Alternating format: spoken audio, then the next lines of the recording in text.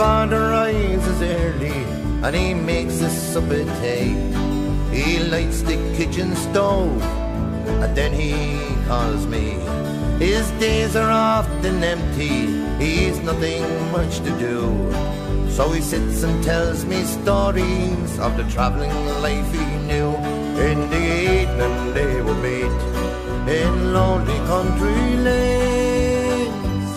I feel the way you'd hear a collie bark, and they'd pass the time away. We'd talk about their day, standing round the campfire in the dark. Standing round the campfire in the dark. My mother likes the house, the hot water and the rooms. It's warm in the winter and she's handy with the broom.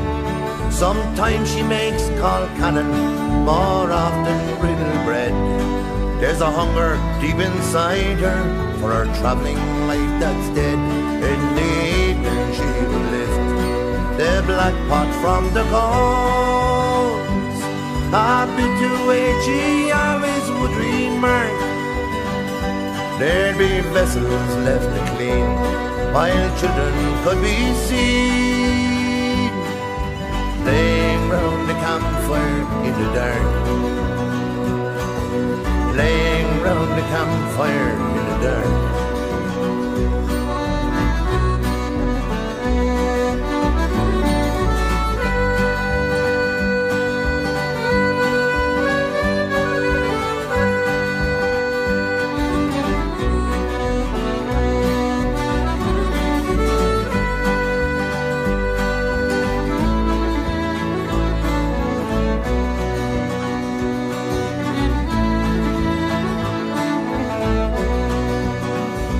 We go down to the pool hall to chat up the town bures.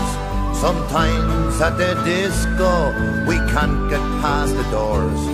We're still tinkers to them and it's thrown at our ears. We're still the office strangers after all these years. And I think about my own life and the way it will be. An escort van, a bit of dealing, a wife and a family. Now Thursday I collect the dole, Friday pitch and toss. But on the side I think about the travellers' ways we've lost. And I wish that I could rise and watch the sleep out of these eyes, and listen to the sweet song of the lark. And I wish that I could be in a campfire company, with the sound of horses moving in the dark. With the sound of horses moving in the dark. With the sound of horses moving in the dark.